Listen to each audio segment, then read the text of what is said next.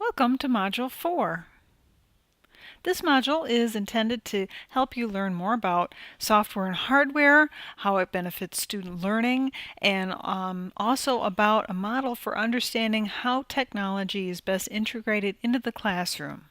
You'll get an opportunity to shop for tools that can help you in a particular desired teaching path, as well as learn a little bit more about designing effective and attractive PowerPoint presentations too.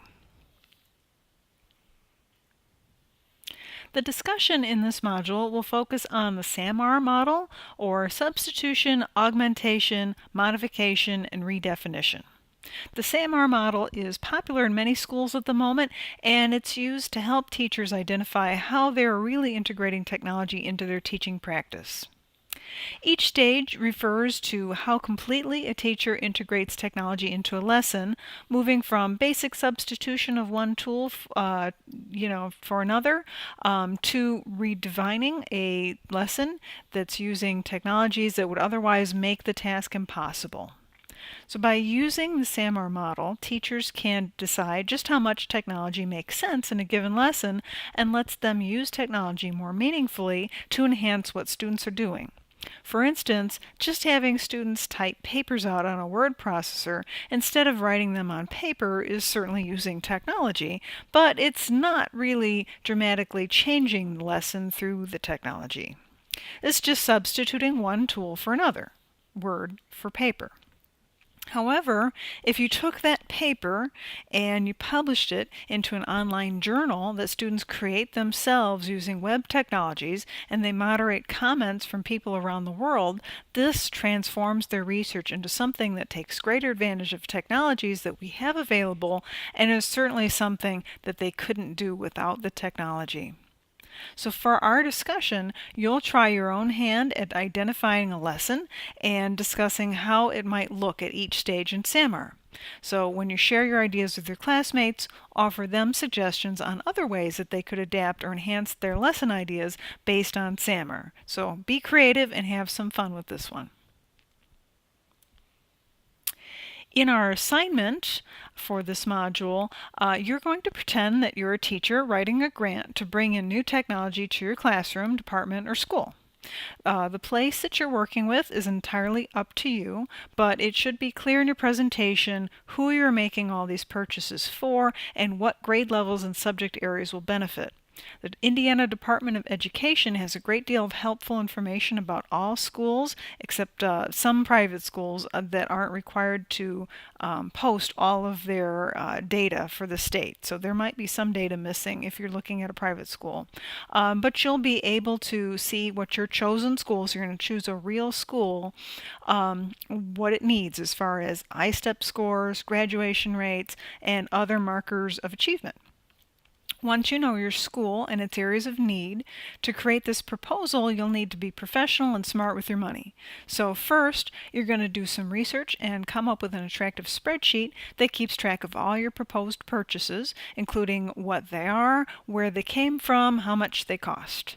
So remember to use the spreadsheet's tools to calculate the quantities and totals. Don't use a calculator, please. Use the spreadsheet for its intended purpose. If you need to, go back to Module 2 and check out the assignment that we did before, and it should refresh your memory. Once you have some ideas and have gone shopping a little bit, consider the ISTE standards. That's the International Society for Technology and Education, and it's a very important organization that puts forward the standards for technology integration for students, teachers, and administrators. For our purposes, we'll explore the standards for students to see how our proposed solutions match up with the standards and what standards you'll be addressing. When it comes to setting up your PowerPoint slides or your Prezi presentation, you'll have to present both what you're buying and why you think it's an important purchase. You can choose whatever resources you have on hand, including your textbook, the textbooks that you might have, articles that I've listed in the module, other things that you find online, anything that will help you make your case. Remember that you're presenting before your principal and superintendent. So keep the look of the presentation, like your animations and images and stuff, all that should be professional. Some of the really zany and cute presentation themes that are out there won't really be good choices for this, so just avoid them. Also, remember to use whatever tool is best for you. Some people do prefer PowerPoint, but you don't have to use it. Others prefer more modern and whimsical looks of things like Prezi. There's lots of choices out there. Don't feel like you're stuck to PowerPoint. If you want to investigate other tools, please do so. Anyone is acceptable for this assignment. So once you've created your presentation, you've got your data, you've got your spreadsheet, you've got your standards, you're going to record a 5 to 10 minute presentation through the one that I recommend is Screencast-O-Matic, and I'll show you how to use it in a minute. It's a really great site. It lets you record screencasts with your computer microphone. You can use your webcam if you want to, but you don't have to, but it'll record everything that's happening on your screen. So you'll record yourself going through your presentation to your school board, and you'll provide the link to your presentation along with your PowerPoint and your Prezi or whatever you're using and your spreadsheet as items to turn in for this assignment. So you'll turn in 3 things: your link to your recording, your PowerPoint, Prezi, or whatever you use, could be a link, could be a file, and your Excel spreadsheet, or if it's a Google Doc, your Google Doc spreadsheet. So screencasting might not be something that you've ever done before. And Screencast-O-Matic really does make it pretty easy to set up and deliver presentations. You can record for up to 15 minutes. So it's probably one of the better tools out there because it doesn't limit you. Some of the other ones that are available limit you on the amount of time, and since ours is 5 to 10 minutes and you might go a little over, 15 minutes is a perfect length available. But there are other tools, so if you prefer to use something else, Screencastify I know is one that works with the Google Chrome browser that a lot of people like, so you can experiment if you have to. With Screencast-O-Matic, you don't have to turn on your webcam, but it is available to you. All you really need is your microphone audio, and of course it'll be recording everything that happens on your screen. Just bring your slides up, start presenting as if you were in front of the class, or even better yet, imagine that the school board is present to hear your talk. Then focus on your key points, your proposal. Spend no more than about 5 to 10 minutes. Try to be brief, don't ramble. And then publish your video so that others can review, obviously, so you can send it to me. And then remember, you'll include your link with your slides and your Excel spreadsheet. Some people do prefer to write out a script. It's not a bad idea to do that if you think you might be nervous in front of the microphone. Your grant proposal, remember, should be written by real data. So find a district or school building to work with that can evaluate the data, that you can evaluate the data that you're seeing. As you're looking through the Indiana Department of Education website, you'll start seeing some trends. There might be a downward trend in I-STEP scores in a particular subject. There might be a problem with graduation rates. How does that compare to things like free and reduced lunch rates? All these different little points of data for a school can really help you decide what could benefit students in the school the best. Also, when you take a look at the ISTE standards, think about how your ideas align with them. What sorts of ideas do you feel like you can address with your grant proposal? Consider not just obvious stuff like teaching students how to use technology. It's important, but it's not just about getting it in their hands so that they can gain technical skills. We want them to understand how to use technology as a tool to their own benefit so that they can collaborate, communicate, research, create, solve problems, think critically, be good digital citizens. So the ISTE standards document that we have linked in our course will give you a lot of ideas about what we're really looking for when it comes now to students and technology use. So this is supposed to be a fun assignment. It's a little involved, but it lets you be creative. You can go shopping, who doesn't like that, and explore all kinds of new options. You might find out about a lot of new technologies that you didn't even know existed. You can, of course, explore things like assistive technology if the stuff from the last module was interesting to you. And of course, don't forget to consider how your purchases will always directly influence student learning. That's essential. You may not wind up with a bunch of devices. You might not buy any computers at all. You might wind up with smartboards. For the teachers because it'll help them interact more directly with project-based content and let students engage more at the front of the class or anywhere in the class.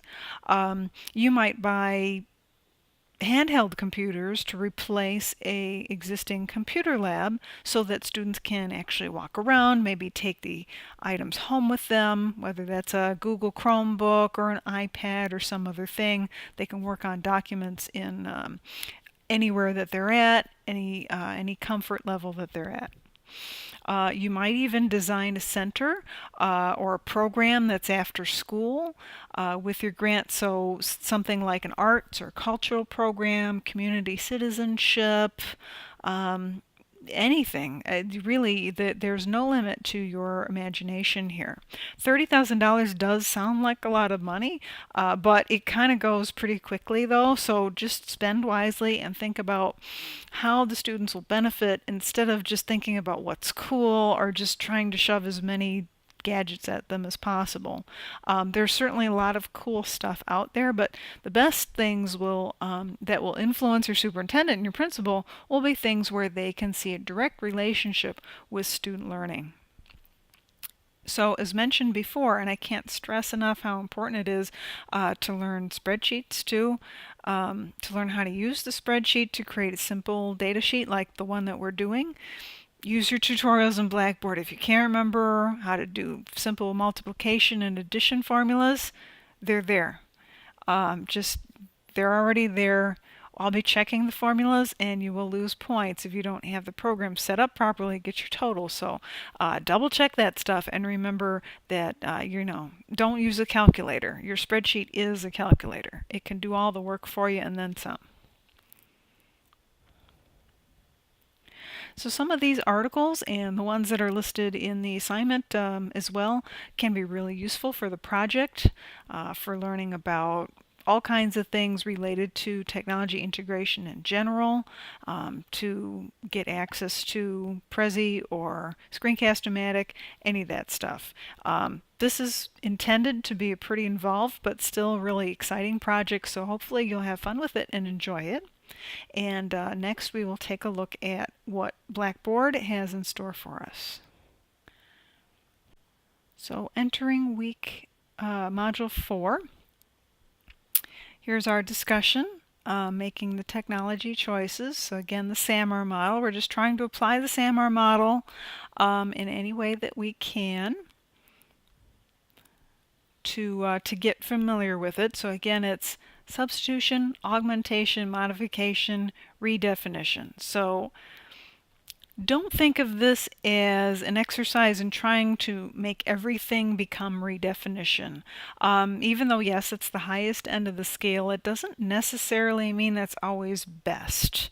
Sometimes plain old substitution is exactly what's called for in a given situation. It's totally fine. And in fact, sometimes redefinition is really hard to get to. I'll tell you, most teachers don't redefine their lessons every day. It's just not practical a lot of times. Many times you will see uses of technology that fall somewhere in the middle, somewhere around augmentation and maybe a little modification. And when you're coming up with your own idea, which is part of this assignment, you might find it challenging to see it in redefinition. It's not impossible though, and sometimes it can be fun to try and think that way. But obviously, really reimagining something that can't be done without technology, it can be kind of tricky to really go beyond.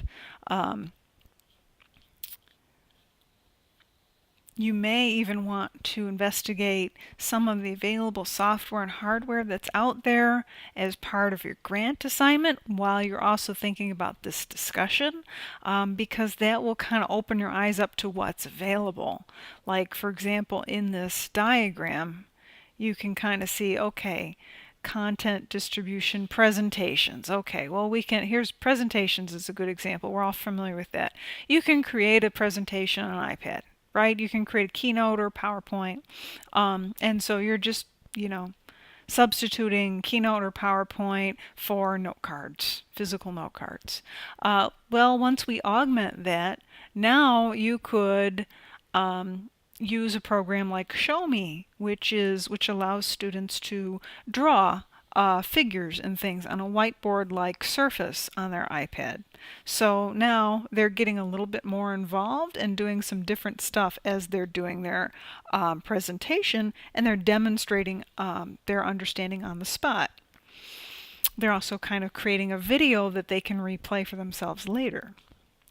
At modification, we can start adding video and text and other stuff into that presentation, so then it becomes an iMovie. It becomes a video that we can then publish. So that's kind of taking that presentation, that basic presentation, to the next level by adding all that multimedia. And then at redefinition, it mentions a program called Nearpod. Nearpod is sort of a all-purpose sort of tool. It does a lot of neat stuff as far as presentations go, and it can have built-in quizzes. It can have multiple areas where different groups inside a class can work on something on the same screen and then share it with one another. So you can bring everybody into breakout groups and then bring them back together again during a presentation. You can do a lot with Nearpod. So that becomes then a redefinition just by the use of the tool Nearpod because of what's possible with it. So you can kind of see the arc that we've traveled with a simple idea like doing a presentation. So that's kind of what you're going to do as part of your discussion. You're going to think about a lesson, any lesson you want, that includes any kind of technology you want, and then apply that technology at each of the 4 levels. So what does it look like in substitution? What does it look like augmented, modified, and redefined? And obviously this example is Google Docs, so don't do that one unless you can come up with new ideas for it.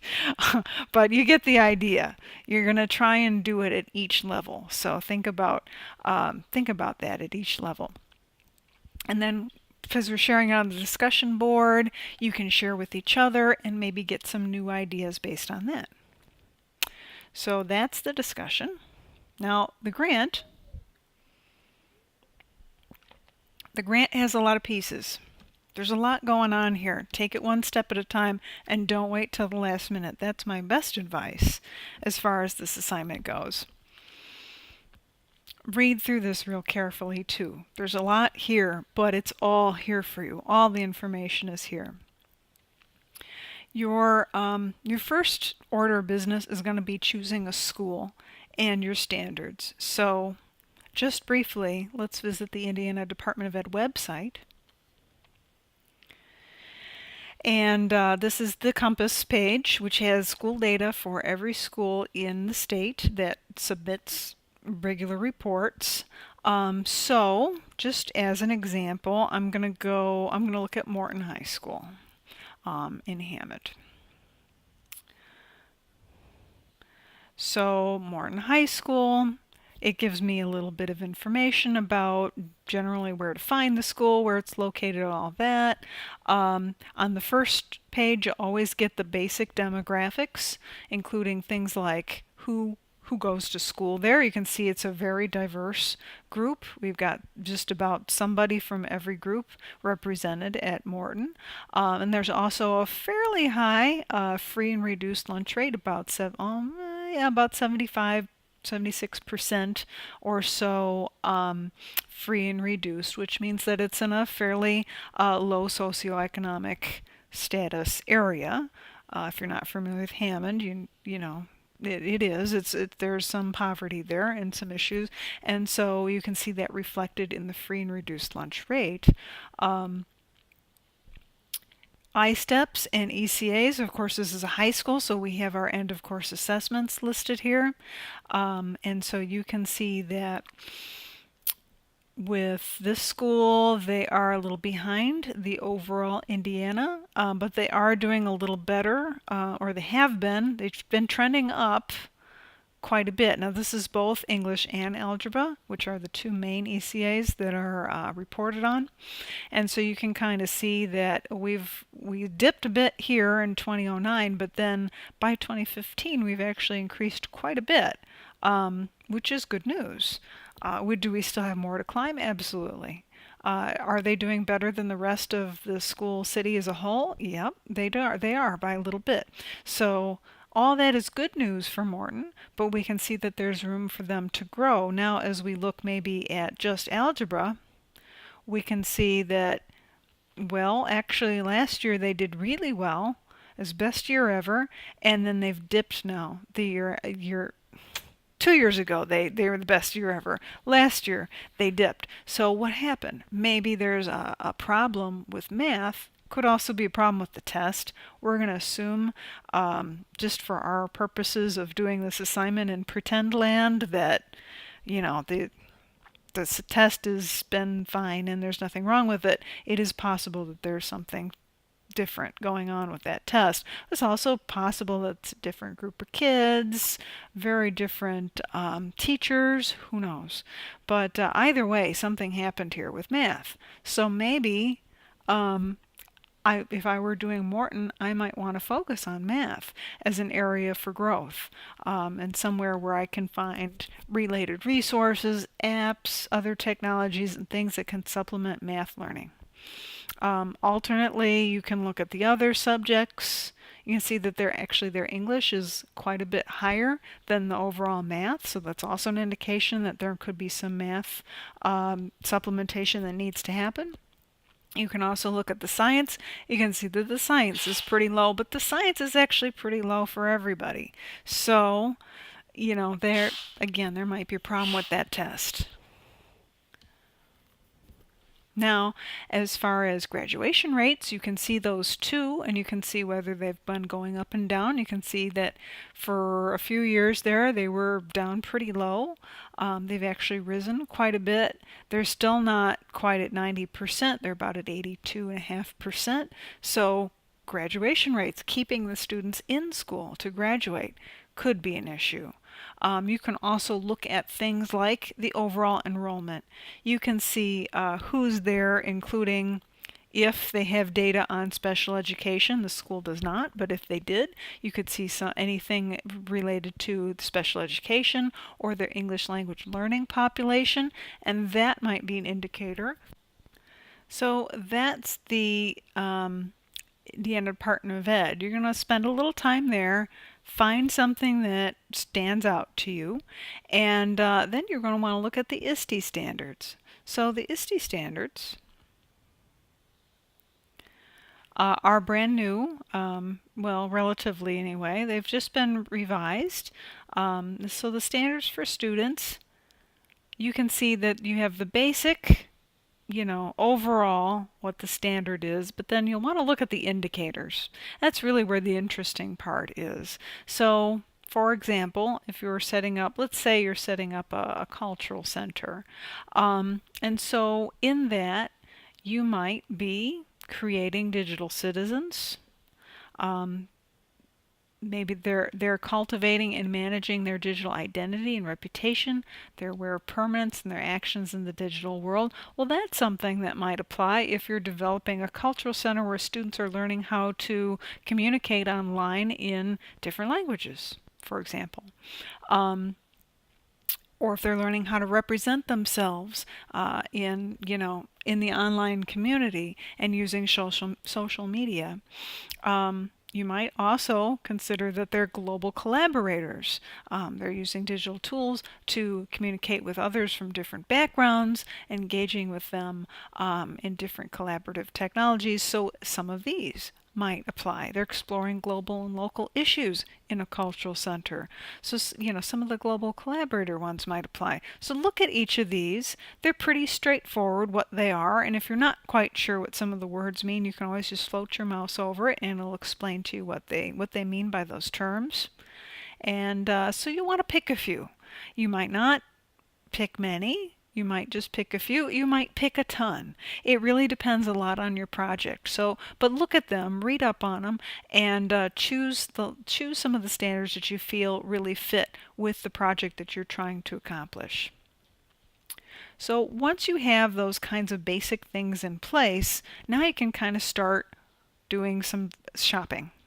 So find you don't have to certainly use the tools, the websites that I have recommended here. These are good places to go get technology, especially places like Academic Superstore, which will have deals and specific licensing for software and things laid out with the prices for schools.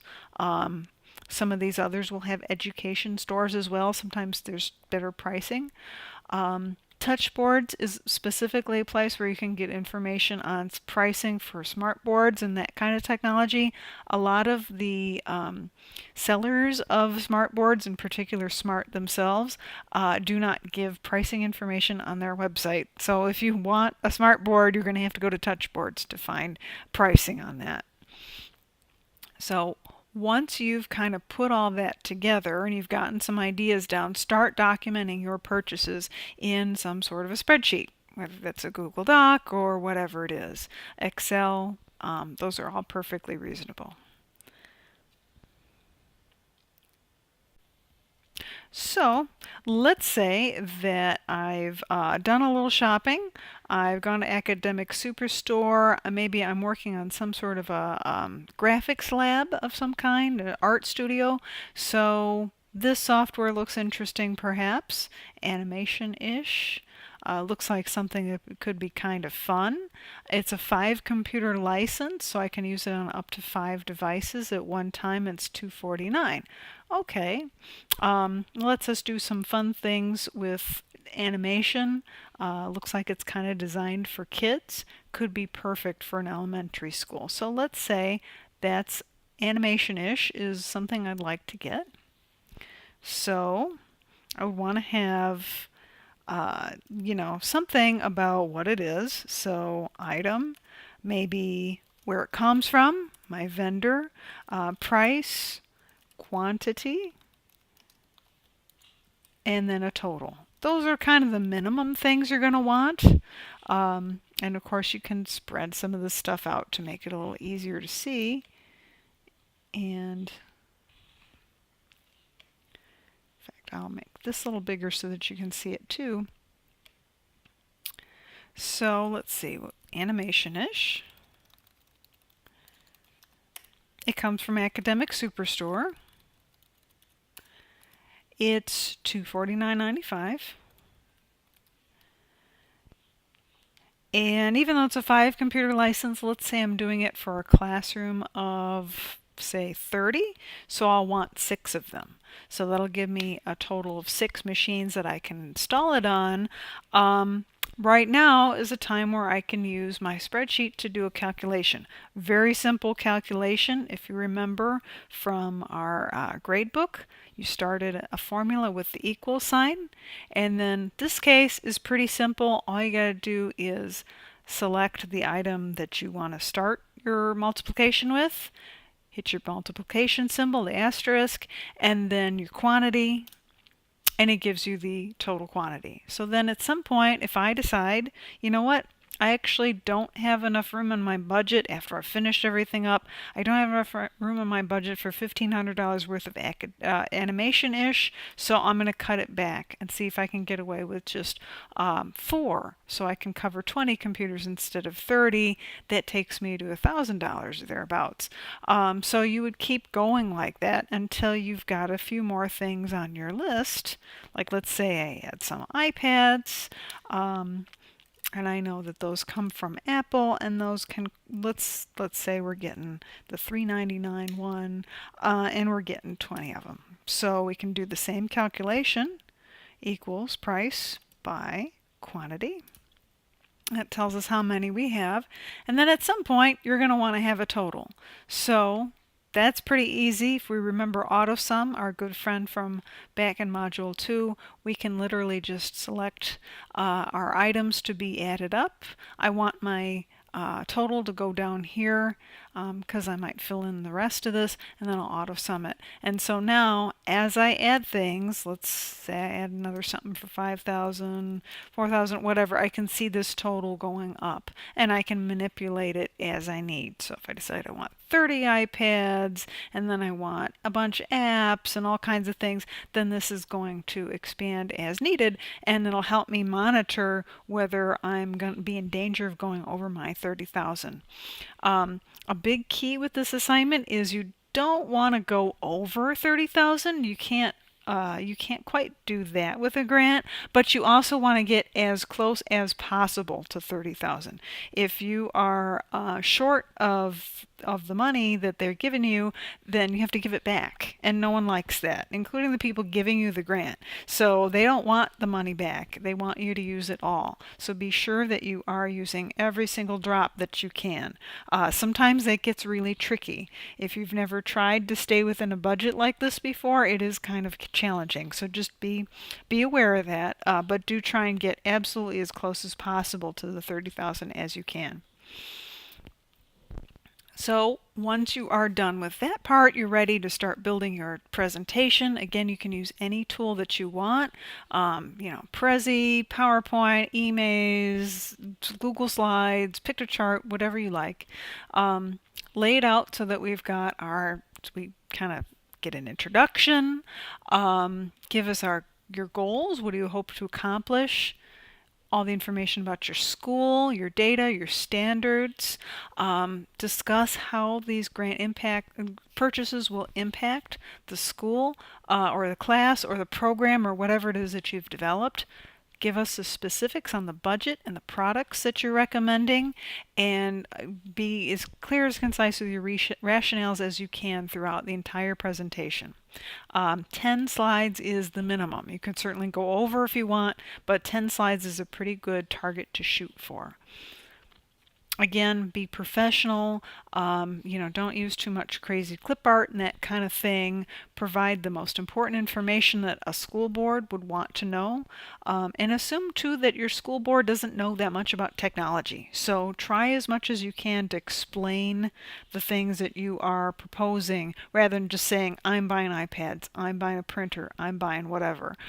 Because that's not going to be enough. If somebody who doesn't know much about technology is hearing this, they're not going to really understand. They're going to want more information. So you're going to provide that to them as part of your presentation as your final product. So again, I recommend Screencast-O-Matic because it allows you to record up to 15 minutes, and you can follow the link to participate. You do not have to sign up for this program, although if you want to store your recordings on their site, you have to. But you don't have to store your recordings there. You can also record them in YouTube. So when you're done recording, you can publish straight to YouTube from here. We all have YouTube accounts because we have Google P&W accounts. So that is certainly an option for you to do. I highly recommend publishing these rather than downloading them and trying to send the file through Blackboard. The files are rather large, so the time that you're going to spend uploading into Blackboard could be distressing to you, and it could take a while, and sometimes Blackboard will give you a hard time. So it would be really a lot better if you published it to YouTube or to Screencast-O-Matic's site. I highly, highly recommend you do that. When you're ready to record, just basically hit start recording. You may need to download the software to launch the recorder. Depending on your computer, it might play right in the browser. Either way, it accomplishes the same task. So this is the Screencast-O-Matic dashboard here. You can see it's picking up my microphone because it's got my little waveforms there. If you don't see the green bars happening, it'll remind you to double check your microphone. You might have to mess with a few things to make sure it goes. You can adjust whatever you need to adjust. With all these, you can record from the screen, the webcam, both. I'm just going to record from the screen just to show you briefly how it works. It'll show you kind of the frame that you'll want to fit your presentation into, and you can modify it a little bit. You can make it bigger or whatnot. When you're ready, you hit the record button and start recording. And so anything that happens inside the bounding box will be recorded by the Screencast-O-Matic. So if I, move my windows around a little bit or do something else interesting, then you're going to see that in real time. So you'll be speaking, it'll just be recording you just like as if there was a camera on you with your presentation. So when you're done, you'd hit the stop button and it will let you kind of revisit what you did. And if you're happy with it, you can hit done. You can go through, you can see what it did, you can see how it shook my screen and all that good stuff. It also follows the mouse with a little cursor pointer thing. So that's kind of cool if you want to use your mouse to help outline things as you're explaining them. And then when you're ready, upload to YouTube, upload to Screencast-O-Matic, your choice. Again, saving as a video file is fine. It just does not upload well into Blackboard. So I really don't recommend that option. You can upload to Screencast-O-Matic. It's totally free. It's private. Upload to YouTube. You can leave it as non-public, just leave it as unlisted. That way it's not searchable, it doesn't show up in people's recommended feeds and things like that. But you can still let others see it by sharing the link to them. If you make it totally private, no one can see it but you. So try not to do that with your YouTubes, otherwise I'm going to be asking you to make it public so I can see it. So you can see how real simple this program actually is to work. You just have to sit down and do your recording. And I do kind of recommend that you have a script with you if you find yourself nervous when you're in front of the process, or if you have the tendency to ramble a little bit. That kind of thing will be curbed by having a script in front of you. But if you don't do well with the script, or if it makes you more nervous, don't use one. Just talk. Just be yourself and talk through your process. Talk through what you would like to show us. So don't get too nervous about it. It's not nearly as hard as it looks, and it actually can be a lot of fun. Although I would recommend that you do this in a relatively quiet area. So turn off the TV, turn down your phone, things like that, and try and get others out of the room. You might have to do this, late at night when no one else is paying attention to you and everyone's asleep in the house, that kind of thing. I understand. Do your best. Of course, if there is a little bit of noise in the background, you're not going to lose points. If the dog barks and, the cat goes crazy, it's totally fine. It happens. In some of our examples, you'll see that. There are some examples in the assignment that you can check out. And I won't go through them. You can look at them on your own, but you can see that we've got some XLS files and we've got some PowerPoints and MP4s. The PowerPoints will have links to the screencast videos on them, so you can download them and look through them. Again, these are examples. You shouldn't just use what's here. Yes, they were very good, but don't copy them. Just use what they have as inspiration.